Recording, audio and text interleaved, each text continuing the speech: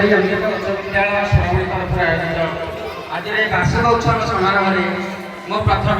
जगतरनाथ जगन्नाथ एवं अग्रपूज्य श्री गजानन चरण कोटि प्रणाम करुच्ची। आज आम गहन आम उत्सव आम मान उत्साहित करने जो सब अतिथि मैंने आसन ग्रहण कर विषय संक्षेप कहबी। प्रथमतः आम विद्यालय परिचालन कमिटर सभापति श्री भगवान मुनि महोदय आम गहन उपस्थित अच्छा आज कार्यक्रम को स्वागत करुच्ची। तत्पर आम जी मुख्य वक्ता अच्छा आम अंचल जी जड़े जनाशुना व्यक्ति एवं आमर अनुष्ठान प्रत्येक कार्य जी आम सहित अच्छा श्री केटी चंद्र पट्टनायक महोदय मुझे स्वागत करुच्ची। व्यतीत 2 वर्ष तले गोष्ठी शिक्षा अधिकारी रूपे कार्य करी जे कि अवसर नहीं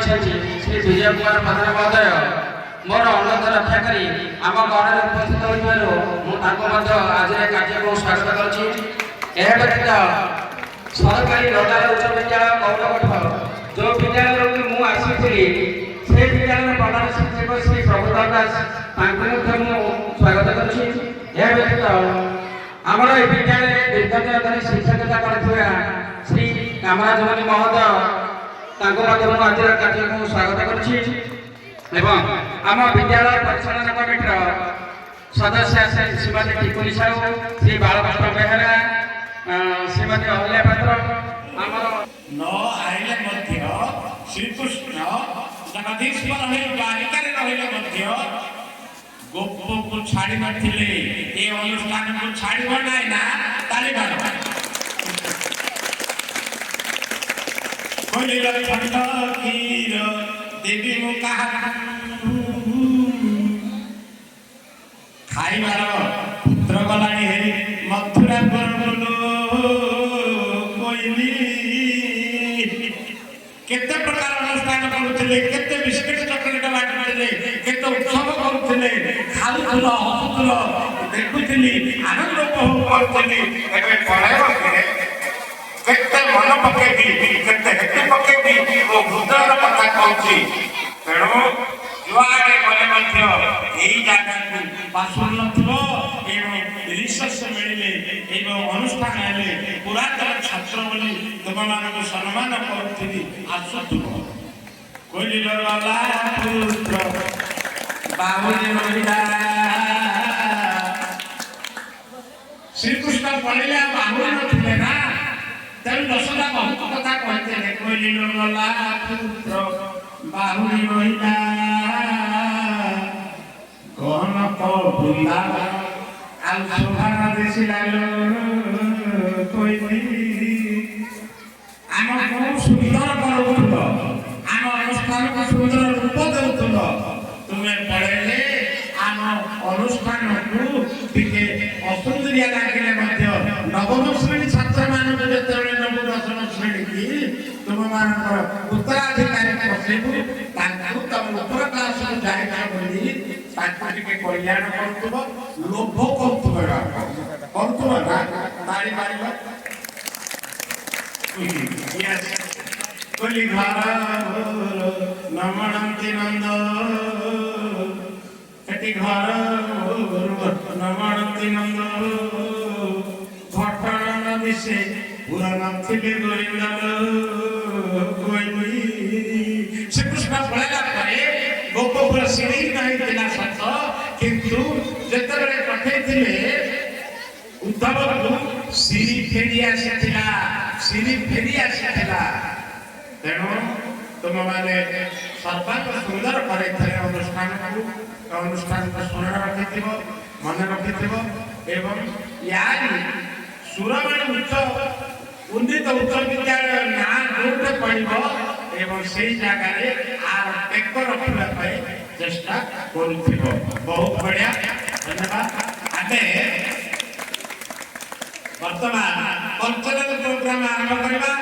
मो सभापति आज्ञा को माइक दउछि आज्ञा এটা মানে সম্ভব নয় তথাপি ভাল লাগে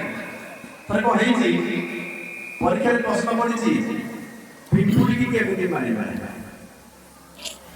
15 କ'ଣ କରିବା ଲଙ୍ଗୋସି ଦେଇଗଲା ଦେଖ ଅତି ସହଜ ପିମ୍ପୁଡ଼ି କେମିତି ମାରିବା ପରୀକ୍ଷାରେ ପଡ଼ିଛି ଗୋଟେ ପିଲା ଲେଖିଲା ପ୍ରଥମେ ପିମ୍ପୁଡ଼ିକି ସେ ଆମର ଚିନି ଆଉ ଲୁଣ ଲଙ୍କା ଗୁଣ୍ଡ ଚିନି ମିଶା ଜିନିଷ ଥୋଇଦେବା ନାଇଁ ଲଙ୍କା ଗୁଣ୍ଡ ଆଉ ଚିନି ମିଶେଇକି ରଖିଦେବା ପିମ୍ପୁଡ଼ି ଆସିକି ଖାଇଲା ପରେ ତା ପାଟି ଫୁଟିରେ ଜଳିବ ରାଗ ଲାଗିବ ତାକୁ ସାଙ୍ଗେ ସାଙ୍ଗେ ସେ କ'ଣ କରିବ ପାଣି ପିଣ୍ଡ ପାଖକୁ ଯିବ ନାଇଁ ସେ ଶୁଣିଛି ବୋଧେ ଘୁଷି ହେଇଗଲାଣି ତ ସେ ପାଣି ପିଣ୍ଡ ପାଖକୁ ଯିବ ପାଣି ପିଇବା ସମୟରେ ପଛରେ ଗୋଟେ ଧକ୍କା ଲଗେଇଦେଲା ପିମ୍ପୁଡ଼ି ପଡ଼ିଯିବ କୋଉଠି ପାଣି ପିଣ୍ଡ ଭିତରେ ତା ଦେହ ଶୁଖିବାକୁ କୋଉଠିକି ଯିବ ନିଆଁ ପାଖକୁ ଗଲା ପରେ ନିଆଁ ଭିତରେ ଗୋଟେ ବମ୍ ଥୋଇଦେବା ବମ୍ ଫୁଟିବ ଫୁଲୁରେ ବମ୍ ଫୁଟିଲେ ପିମ୍ପୁଡ଼ିକି କୋଉଠିକି ନେବେ ହସ୍ପିଟାଲ ଡାକ୍ତରଖାନା ନେବେ ଡାକ୍ତରଖାନାରେ କ'ଣ ହବ ଅକ୍ସିଜେନ ଲଗେଇବେ ବଞ୍ଚିବ ଲୋକଟା ଅକ୍ସିଜେନ ଲାଗି ଖୋଲିଦେବା ପିମ୍ପୁଡ଼ି ମରିଯିବ ଲଙ୍ଗୋସି ଦେଇଗଲା ନାଇଁ ଠିକ ଅଛି ତ ଏପଟେ ମା ମାନେ କହିଲେ ମା ମାନଙ୍କ ଯୋଉ କହିବା ଠିକ ଅଛି ଥରେ କ'ଣ ହେଇଛି ଶାଶୁ ଆଉ ବୋହୂ କ'ଣ କରିଛନ୍ତି ଭଗବାନଙ୍କୁ ପ୍ରାର୍ଥନା କରୁଛନ୍ତି ହେ ଭଗବାନ ମତେ 2-4ଟା ବର ଦିଅ ଭଗବାନ ପସନ୍ଦ ହେଲେ କହିଲେ ଶାଶୁ ଆପଣ ବଡ଼ ମାଗନ୍ତୁ ଆପଣ ଯାହା ବର ମାଗିବ ଦେବି ଆଉ ଶାଶୁ କହିଲେ ମୋର 3ଟା ବର ଦରକାର କ'ଣ ପ୍ରଥମ ବର ତ ବୋହୂ ଆଉ କିଛି କହିଲାନି ଭଗବାନ କହିଲେ ଆରେ ବୋହୂଟା କିଛି କହୁନି ତାକୁ ବି ସନ୍ତୁଷ୍ଟ କରିବା ଦରକାର ଭଗବାନ କହିଲେ ଠିକ ଅଛି ଶାଶୁ ମା ତମେ ଯାହା ମାଗିବ ବୋହୂର 10 ଗୁଣା ତମେ ଯାହା ମାଗିବ ବୋହୂକୁ 10 ଗୁଣା ମିଳିବ ତ ଶାଶୁ ଭାବୁଚିନ୍ତି କହିଲେ ଭଗବାନ ପ୍ରଥମ ବର ମତେ ସୁନ୍ଦରୀ କରିବେ ଶାଶୁ ମା ସୁନ୍ଦରୀ ହେଇଗଲେ ବୋହୂ ମା ତାଙ୍କଠୁ 10 ଗୁଣା ସୁନ୍ଦରୀ ହେଇଗଲେ ବୋହୂ ମା ଖୁସି ହେଇଗଲେ ଯାହା ମତେ ନ ମାଗିକି ଭଲ ବର ମିଳୁଛି ସେକେଣ୍ଡ ବର ଶାଶୁ ଲାଗିଲେ ମତେ ଧନୀ କରିଦିଅ ଭଗବାନ କହିଲେ କଥାସ୍ତୁ ଶାଶୁ ମା ଧନୀ ହେଇଗଲେ ବୋହୂ ମା 10 ଗୁଣା ଧନୀ ହେଇଗଲେ ଶାଶୁ ମା କହିଲେ ଆରେ ପାରି ହବନି କ'ଣ ମାଗିବା ଭାବିଲେ କହିଲେ ଭଗବାନ ମତେ ଟିକେ ହାଲକା ଟିକେ ହାର୍ଟ ଆଟାକ୍ ଦେଇଦିଅ ହାର୍ଟ ଆଟାକ୍ ତ ଶାଶୁଙ୍କୁ ଆସିଲା ହାର୍ଟ ଆଟାକ୍ ବୋହୂକୁ 10 ଗୁଣା ହାର୍ଟ ଆଟାକ୍ ବୋହୂ ବେହୋସ ଶାଶୁ ବି ବେହୋସ ନାଇଁ ତ ଆଉ ଥରେ କ'ଣ ହେଇଛି ଗୋଟେ ଉଡ଼ାଜାହାଜରେ 10 ଜଣ ଇଞ୍ଜିନିୟର 5 ଜଣ ଡାକ୍ତର ଆଉ ଗୋଟେ ଶିକ୍ଷକ ସମସ୍ତେ ଉଡ଼ାଜାହାଜରେ ଜାଗା ହେଲାନି ଗୋଟେ ରସିରେ ଓହଳି ହେଇକି ଯାଉଥିଲେ ଯୋଗ ହେଲା ଗୋଟେ ଉଡ଼ାଜାହାଜରେ ଓହଳିକି ଯାଉଥିଲେ ତ ପାଇଲଟ କହିଲା ଆଜ୍ଞା ସିଏ 10 ଇଏ ହେଲେ 5 ଆପଣ 16 ଜଣ ହବନି ନାଇଁ ଯାହାହେଲେ ଜଣକୁ ଫସିବାକୁ ପଡ଼ିବ ରସି ଛାଡ଼ିଲେ ହେଲିକପ୍ଟର ଚାଲିବ ନାହିଁ ଉଡ଼ିବ ତ କ'ଣ ହେଲା ଡାକ୍ତର କହିଲେ ଆରେ ଆମେ ଲୋକମାନଙ୍କର ଜୀବନ ବଞ୍ଚେଇବୁ ଆମେ ଫସିଲେ ହବନି ଇଞ୍ଜିନିୟର ମାନେ କହିଲେ ଆମେ ସେ ରାସ୍ତା ତିଆରି କରିବୁ ପୋଲ ତିଆରି କରିବୁ ଆମେ ଏତେ ଗୁଡ଼େ କାମ ଅଛି ଆମମାନଙ୍କର ଦେଶ ସୁରକ୍ଷିତ ରହିବ ଆମେ ଫସିବୁନି ଗୁରୁ କହିଲେ ହଉ ତମମାନଙ୍କୁ ପାଠ ପଢ଼େଇକି ବଡ଼ ମଣିଷ କଲି କି ଇଞ୍ଜିନିୟର ହେଲା କି ଡାକ୍ତର ହେଲା